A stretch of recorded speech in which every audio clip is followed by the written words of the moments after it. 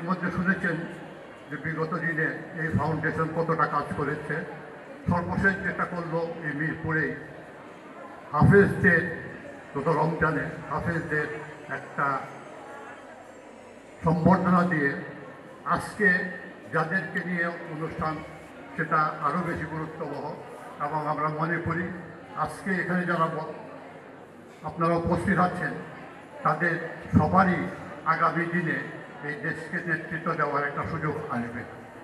এই শিক্ষার্থীরাই কখনো আবারও বাংলাদেশের যে পরবর্তী প্রজন্মের শিক্ষার্থীরা আছে তাদেরকে যাতে রক্ত দিতে না হয়, সেই নতুন বাংলাদেশ, সেই স্বপ্নের বাংলাদেশ আমার সামনে বসা এই মেধাবী শিক্ষার্থীরাই তৈরি করবে।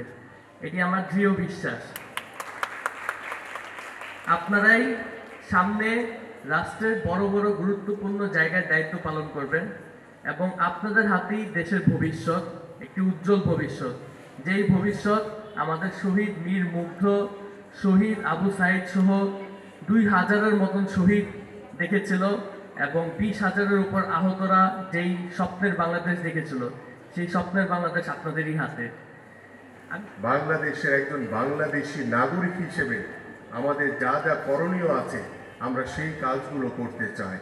আমরা একটি সমৃদ্ধশালী বাংলাদেশ গড়তে চাই, আমরা একটি মানবিক বাংলাদেশ গড়তে চাই এবং সেই মানবিক বাংলাদেশ গড়ার হাতিয়ার হচ্ছেন আপনারা সকলে। আজকে যাদেরকে এখানে সংবর্ধনা দেওয়া হচ্ছে, আমরা এই তরুণ প্রজন্মের যে চিন্তা চেতনা রয়েছে, বাংলাদেশকে নতুন করে বিকশিত করার জন্য যে কর্ম পরিকল্পনা রয়েছে, আমরা সেই চিন্তা চেতনা নিয়ে আমরা আমাদের বাংলাদেশকে নতুনভাবে গড়তে চাই।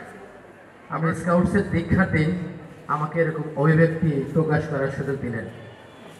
বিশ্বাস করুন, পুরো হাত পা থরথর করে কাঁপছে। এজন্য পৃথিবীর এক ভয়ঙ্কর বোঝা আমার উপর চাপিয়ে দিলেন।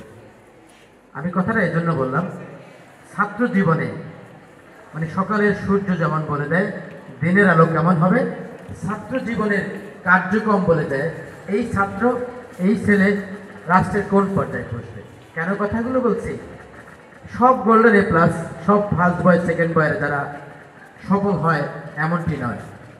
আমরা দেখেছি সেকেন্ড ক্লাস পেয়েছে বা কোনোভাবে পাস করেছে, তারাও বিসিএস ক্যাডার হয়েছেন, সফল হয়েছেন। অর্থাৎ আমরা ইন্টারমিডিয়েটে ম্যাট্রিকে এ প্লাস, গোল্ডেন এ প্লাস পেয়েছি, এই আত্মতৃপ্তিতে যেন ইউনিভার্সিটি গিয়ে হাওয়ায় পাংখায় না বাসে। এটাই হলো ভয়ঙ্কর দিক। অহমিকা চলে আসে, আমি তো গোল্ডেন বয়, আমি আইডল বয়। আমি আমার সফলতা ছাত্র জীবনে কম ছিল। কেন শেয়ার করছি? হয়তো এখানে যদি 400-500 স্টুডেন্টের মধ্যে 1-2 যদি তার জীবনে কাজে লাগায়, আমার সফলতা মনে হবে। ম্যাট্রিকে সেকেন্ড ডিভিশন, লজ্জিত ছিলাম, মাত্র 4 নম্বরে ফার্স্ট ডিভিশন পাইনি। আমাদের সঙ্গে ফার্স্ট ডিভিশন ছিল, চেষ্টা করেছি, ইন্টারমিডিয়েট ফার্স্ট ডিভিশন পেয়েছি। এটা খুব কম হয়। ঢাকা ইউনিভার্সিটি পড়ার বা সুযোগ হয়নি, জাহাঙ্গীরনগরে চান্স পেলাম না, চিটাগাং ইউনিভার্সিটিতে পেলাম না, জগন্নাথে পেয়েছি। যা হোক, শেষ পর্যন্ত ঢাকার একটা ইউনিভার্সিটিতে চান্স পেলাম। তখনও ইউনিভার্সিটি কলেজ ছিল। 5 বছর পড়াশোনা করছি, 5 বছর প্রতিদিন মিছিল করছি, ইউনিভার্সিটি দেন, ইউনিভার্সিটি দেন। শেষ পর্যন্ত 4 সালে বের হয়ে গেলাম, 5 সালে ইউনিভার্সিটি হলো, ইউনিভার্সিটির সার্টিফিকেটটা পেলাম না। অর্থাৎ সফলতা সবার জীবনে সব সময় আসে না। সফলতা কোনো এক সময় আপনার বড় স্বপ্নের সময় আপনার কাছে চলে আসবে। আমি একটু আগে বলেছি 4 বছর অনার্স মাস্টার্স, 6 বছর সব মিলে 7-8 বছর পরেই কিন্তু কেউ কেউ বিসিএস ক্যাডার হয়ে যাবেন, কেউ কেউ চাকরিতে চলে যাবেন, কেউ এখন দেখা গেল আর্মিতে পরীক্ষা দিয়ে আপনারা চলে যাবেন আর্মি কমিশনে, সবাই কর্মজীবনে চলে যাবেন, আবার কেউ সংসারে চলে যাবেন।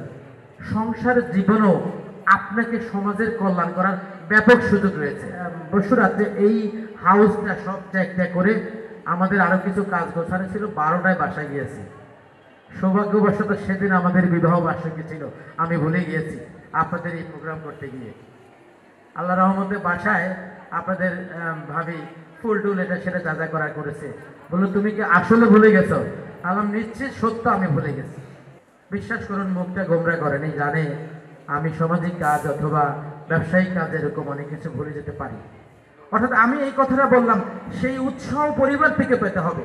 আমরা অভিভাবকদেরকে আজকে এখানে দাওয়াত দিয়েছি এজন্য, আপনার সন্তানকে বাই বিগিনিং অফ ক্যারিয়ার আপনি তাদেরকে সেবা করা, বিএনসিসি, রোভার স্কাউট, লায়নিজম এইসব প্রতিষ্ঠানগুলোতে আপনি দিয়ে দেন, নষ্ট হবে না, আই প্রমিস। ওরা কিছু শিখবে, ক্যাম্পে গিয়ে তাঁবুতে মাটিতে শুইবে, তারা ফিউচারে ক্যারিয়ারকে বুঝবে যে কষ্ট করে জীবন যাপন করলে কি হয়। আপনি বাসে মাঝে মাঝে ইউনিভার্সিটি যাবেন, আপনি যখন চাকরি জীবনে এসি গাড়িতে উঠবেন বাসের কম্পারিজন বুঝবেন। এটা সত্য কথা। ঢাকা শহরের বহু বাড়িওয়ালার ছেলে, পয়সাওয়ালার ছেলে বিসিএস ক্যাডার হয়নি, ডাক্তার হয়নি, ইউনিভার্সিটি পাবলিক ইউনিভার্সিটি চান্স পায় না, কারণ তারা বিলাসী জীবনে আছে। গ্রাম থেকে পড়াশোনা করে কষ্ট করে ম্যাসে থেকে যারা পড়াশোনা করছে আইসফায়ার আজকে তারাই সফল দেখেছে। আমরা যুদ্ধে জুলাই অভ্যুত্থানে চলে যাব, আমরা ৭১-এর যুদ্ধে ফিরে যাব, আবার অভ্যুত্থানে হলে থাকবো, কিন্তু ভাই পড়াশোনা না থাকলে আপনাকে কেউ চাকরি দেবে না, কোনো অভ্যুত্থান আপনাকে খাওয়াবে না। সিরিয়াসলি বলছি। দিন শেষে আপনার ফ্যামিলি আপনার পাশে থাকবে, দিন শেষে আপনার কেরিয়ার আপনাকে গঠন করতে হবে। That means you have to learn, you have to complete honours, masters and graduation.